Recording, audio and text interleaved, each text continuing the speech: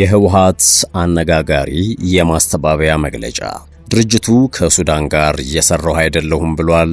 እንመለከተዋለን። ከዚህ ውጪ ጠቅላይ ሚኒስትር አብይ አህመድ ቀድሞ የመተኮስ እቅድ የላቸውም ተብሏል። ህወሓት ግን ዝግጅቱን ጨርሷል። የዲፕሎማቲክ ምንጮች ይፋ ያደረጉት መረጃ ትኩረታችን ነው። ጦሩ ፍንጭ ሰጥቷል። ሆርሙዝ ሊከፈት ይችላል እየተባለ ነው። ሌሎችም ወቅታዊ ጉዳዮች ተካተዋል። ሰላም ጤና ይስጥልን የተወደዳችሁ ቤተሰቦቻችን እንደምን አላችሁ? የሰዓቱ የመረጃ ጥንቅራችን ነው ተጀመረ። በመግቢያችን ላይ የሰማችሁትን አበይት ነጥቦችን በዝርዝር እንደሚከተለው እናስደምጣችኋለን። እስከ መጨረሻው አብራችሁን ቆዩ።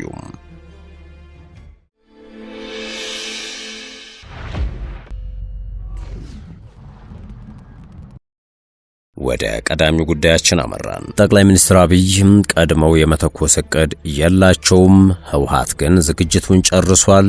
የዲፕሎማቲክ ምንጮች ይፋ ያደረጉት መረጃ። ምንጮቹ እንደሚሉት የፌዴራል መንግስቱን የሚመሩት ጠቅላይ ሚኒስትር አብይ አህመድ አሁን ለሌላው ዙር ጦርነት ቀድመው ጥይት የመተኮስ ፍላጎት የላቸውም። አብይ ወደ ጦርነት ይገባሉ ተብሎ የታሰበው በአሜሪካና በኢራን ጦርነት ወቅት ነበር ያሉ ሲሆን ያ ሳይሆን ቀርቷል ብለዋል። እናም አሁን በመቀለ እየተከናወኑ ከሚገኙ ክስተቶች አንጻር ጦርነቱን ከጀመሩትና ቀድመው ከተኮሱ ህወሓቶች ናቸው ሲሉ ማክለዋል። በህወሓት በኩልም ቢሆን ጠቅላይ ሚኒስትር አብይ አህመድ አሁን ለሌላ ዙር ጦርነት ቀድመው ጥይት ላይ ተኩስ ይችላሉ የሚል እምነት አለን የተባለው ምክንያቱ ግን የተለየ ነው። እርሱም መከላከያ ሰራዊት በተለያዩ ግጭቶች ተወጥሯል የሚል ግምገማ እንደሆነ ተሰምቷል። ተንታኞች አሁን በትግራይ ያሉት ቀባዎችን ህወሓት ተቋቁሞ መቀጠል እንደማይችልና ዳግም ጦርነት ሊጀምር እንደሚችል ነው የጠቆሙት። ህወሓት ያደረገው የአመራር ሹምሽር እንደ ትንኮሳ እንደሚቆጠርና የትግራይ ህዝብም እንደማይቀበለው ጠቁመዋል። ጥንቅራችን ቀጥሏል። ከትግራይ ጉዳይ አልወጣንም። የህወሓት አነጋጋሪ የማስተባበያ መግለጫ። ድርጅቱ ከሱዳን ጋር እየሰራው አይደለውም ብሏል። የትግራይ ህዝብ ነጻ አውጪ ግንባር ትህነግ ወይም ህወሓት የኢትዮጵያ የውጭ ጉዳይ ሚኒስቴር ቀጠናውን ለማዳከም ከሱዳን ጋር በቅንጅት እየሰራ ነው በሚል ያቀረበበትን ክስ በጽኑ አስተባብሏል። ድርጅቱ ክሱን መሰረተ ቢስና ትኩረትን በሐሰተኛ መረጃ ለማስቀየር የሚደረግ የተለመደ አካሄድ ነው ብሎታል።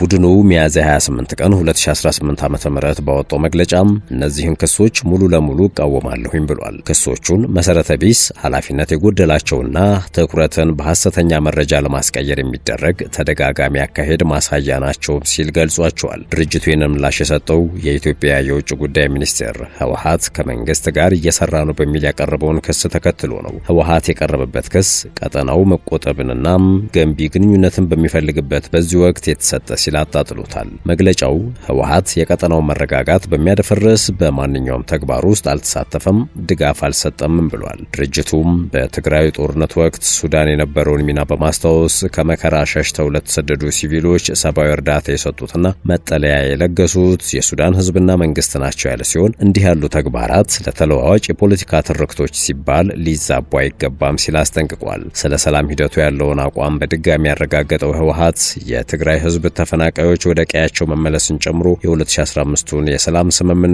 ሙሉ ለሙሉ አፈጻጸሙን በትዕግስት ሲጠባበቅ ቆይቷል ብሏል። መግለጫው አክሎም በምዕራብ ትግራይ የሚገኙትን ጨምሮ የኛ ኃይሎች እነዚህ ተፈናቃዮች በሰላም ደህንነቱ በተጠበቀና ስርዓት ባለው መንገድ ወደ ቀያቸው እንዲመለሱ ለማድረግ ቁርጠኛ ናቸው ብሏል። በተጨማሪም ህወሓት ኢትዮጵያን ወደ አዲስ ግጭት ሊያስገቡ ይችላሉ ያላቸውን ድርጊቶች በማንሳት አስጠንቅቋል። እነዚህም ሁኔታዎችን የሚያባብሱ ንግግሮች፣ ከውጭ ኃይሎች ጋር የሚደረጉ መጠላለፎችና ከተለዋዋጭ የቀጠናው አጀንዳዎች ጋር የሚደረጉ አጋጣሚን ጠባቂ የሆኑ አሰላለፎች መሆናቸውን ጠቅሷል። እንዲህ ያሉ ድርጊቶች ከጎረቤት ሀገራት ጋር ያለውን ግንኙነት ከማሻከር ባለፈ ኢትዮጵያን የህዝቧን ፍላጎት በማያገለግሉ ግጭቶች ውስጥ እንድትዘፈቅ የማድረግ አደጋ አላቸው ሲል ገልጿል። ምንም እንኳን ተግዳሮቶች ቢኖሩም ቡድኑ ለሰላማዊ መፍትሄ ያለውን ቁርጠኝነት ገልጿል። ለችግሮች ሰላማዊና በውይይት ላይ የተመሰረተ መፍትሄ ለመፈለግም ያለውን አቋም አጽንኦት ሰጥቷልም ሲል አክሏል። ለሰላም ለመረጋጋትና ለገንቢ ውይይት ያለንን የማይናወጥ ቁርጠኝነት በግልጽ እናረጋግጣለን ያለው ህወሓት ያለምንም ቅድመ ሁኔታ ለሚደረግ ተአማኒ ሁሉን አቀፍና ውጤት ተኮር ለሆነ የውይይት ሂደት ዝግጁ መሆኑን ገልጿል። መግለጫው በመጨረሻም ዓለም አቀፍ ተዋናዮች ንቁ እንዲሆኑ፣ ቀስቃሽ ትርክቶችን ውድቅ እንዲያደርጉ፣ ተጠያቂነትን እንዲያበረታቱና ለተገቡት ቃል ኪዳኖች አፈጻጸም ድጋፍ እንዲሰጡም ጥሪ አቅርበዋል። ዘላቂ ሰላም በፕሮፓጋንዳ ወይም ሁኔታዎችን በማባባስ ሳይሆን በኃላፊነት ስሜትና በውይይት ብቻ ሊረጋገጥ እንደሚችል አጽንኦት ሰጥቷል።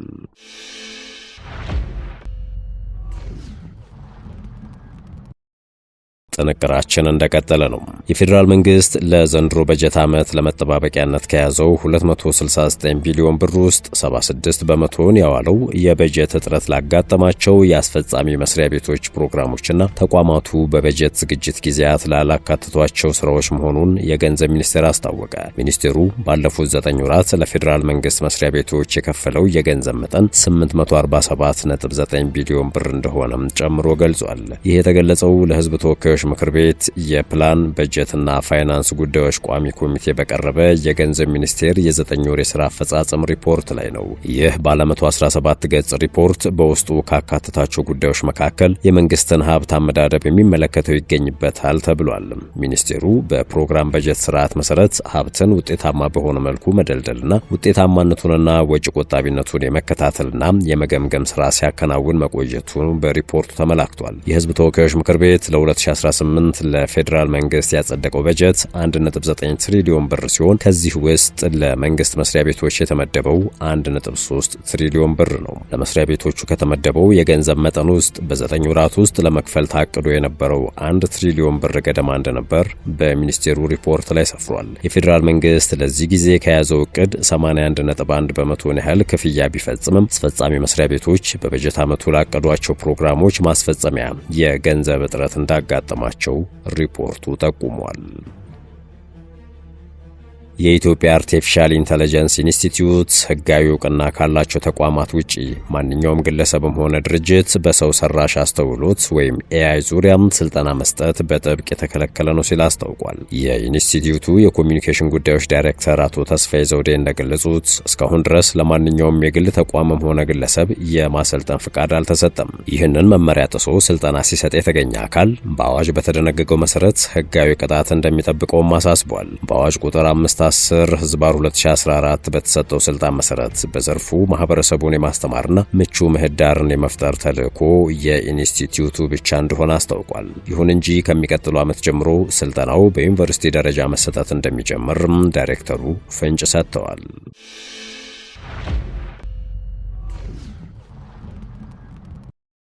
ወደ ውጭ ጉዳዮች አመራን። ጦሩ ፍንጭ ሰጥቷል፣ ሆርሙዝ ሊከፈት ይችላል እየተባለ ነው።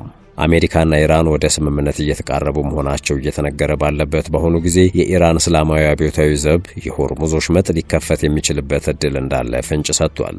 ፕሬዝዳንት ትራምፕ በበኩላቸው ኢራን የቀረበውን ስምምነት ካልተቀበለች ከፍተኛ ጥቃት እንደሚጠብቃት አስጠንቅቀዋል። አብዮታዊ ዘቡ ባወጣው መግለጫ እንዳመለከተው የወራሪዎች ስጋት የሚያበቃ ከሆነ ወሳኙ የባህር መተላለፊያ መስመር መልሶ የሚከፈትበት ሁኔታ መቃረቡን አመልክቷል። መግለጫው አክሎም የወራሪዎች ስጋት ሲያበቃ በአዲሱ አሰራር መሰረት በወሽመጡ በኩል የሚደረጉ ጉዞዎች ዘላቂና አስተማማኝ ይሆናሉ በማለት ኢራን ያወጣችው ወሽመጡን የማስተዳደር ደንብ ተግባራዊ እንደሚሆን ገልጿል። ይህ በእንዲህ እንዳለ ፕሬዝዳንት ትራምፕ በማህበራዊ ሚዲያ ገጻቸው ላይ ጦርነቱና የሆርሙዝ መዘጋት ከኢራን ጋር በሚደረስ ስምምነት እንዲያበቃ፣ ነገር ግን ኢራን ከስምምነት የማትደርስ ከሆነ የቦምብ ድብደባው ተጠናክሮ ሊቀጥል ይችላል ሲሉ አስጠንቅቀዋል። ኢራን የተስማማንበትን የምትፈጽም ከሆነ የተከፈተባት ጦርነት እንደሚያበቃና የሆርሙዝ ወሽመጥ ኢራንን ጨምሮ ለሁሉም ክፍት ይሆናል ብለዋል። በተጨማሪም ትራምፕ ኢራን ከስምምነት የማትደርስ ከሆነ የቦምብ ድብደባው ከዚህ በፊት ታይቶ በማይታወቅ ሁኔታ በከፍተኛ መጠን መካሄድ ይጀምራል በማለት አስጠንቅቀዋል። በፓኪስታን አማካኝነት እየተካሄደ ያለው የሁለቱ ሀገራት ድርድር ከስምምነት ወደሚደረስበት ደረጃ እየተቃረበ መሆኑን የተለያዩ ምንጮች እየጠቆሙ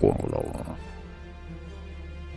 በመጨረሻም አሜሪካና ኢራን ጦርነቱን ለማስቆም የሚያስችል አንድ ገጽ የመግባቢያ ሰነድ ለመፈራረም መቃረባቸውን ሮይተርስ ዘግቧል። በስም ያልተጠቀሱ የፓኪስታን ምንጭ በቅርቡ እናፈራርማለን፣ በጣም ተቃርበናል ሲሉ ተናግረዋል። አክሲዮስም ዋይት ሀውስ ጦርነቱን ለማስቆም የሚያስችል ሰነድ ላይ ለመፈራረም መቃረቡን እንደሚያምን ዘግቧል። ሁለት የአሜሪካ ባለስልጣናትን ማናገሩን እንዲሁም በጉዳዩ ላይ ማብራሪያ የተሰጣቸው ሁለት ሌሎች ምንጮችን የጠቀሰው መገናኛ ብዙሃኑ የመግባቢያ ሰነዱ ሊፈረም መሆኑን አረጋግጧል። ባለ አንድ ገጽ ነው የተባለው የመግባቢያ ሰነድ ስለ ኒውክሌር ድርድር ማዕቀፍ እንደሚያስቀምጥ ተጠቅሷል። ከነዚህም መካከል የኢራን የኒውክሌር ፕሮግራም ማቋረጥ፣ የማዕቀብ መነሳት፣ በሆርሙዝ ሰርጥ ያለምንም እክል መርከቦች እንዲንቀሳቀሱ ማድረግ በሰነዱ ላይ መካተታቸው ተዘግቧል። በሁለቱ ሀገራት ንግግር ውስጥ የኒውክሌር ፕሮግራም መቋረጥና የሆርሙዝ ሰርጥ ዳግም መከፈት ሳያግባቧቸው የቆዩ ጉዳዮች ናቸው። አክሲዮስ ምንጮቹን ጠቅሶም በርካቶቹ በሰነዶቹ ላይ የተጠቀሱት ነጥቦች የመጨረሻ ስምምነት እንዳልተደረሰ እንደደረሰባቸው ዘግቧል። አሜሪካ በሚቀጥሉት 48 ሰዓታት ውስጥ ከቴህራን ምላሽ ለማግኘት እየጠበቀች ሲሆን እስካሁን ምንም አይነት ስምምነት የተደረሰበት ነገር አለመኖሩን ምንጮችን ጠቅሶ አክሲዮስ ዘግቧል። በሌላ በኩል ፕሬዝዳንት ዶናልድ ትራምፕ በሆርሙዝ ሰርጥ የጀመሩትን የመርከቦች ማጀብ ዘመቻ ከኢራን ጋር በንግግር ለመስማማት እድል ለመስጠት ሲሉ ለጊዜው ማቆማቸውን አስታውቀዋል። ይህ ውሳኔ የተወሰነው ሁለቱ ሀገራት በሰርጡ አካባቢ ወታደራዊ ግጭት ውስጥ በገቡበት ወቅት ነው። ኢራን በቀጠናው ከእርሷ ፈቃድ ውጭ መንቀሳቀስ እንደማይቻል እያሳወቀች ትገኛለች። ውድ ቤተሰቦቻችን የሰዓቱ ጥንቅራችን አበቃ። ስለተከታተላችሁን ከልብ አመሰገንን። በያላችሁበት ሰናይ ጊዜ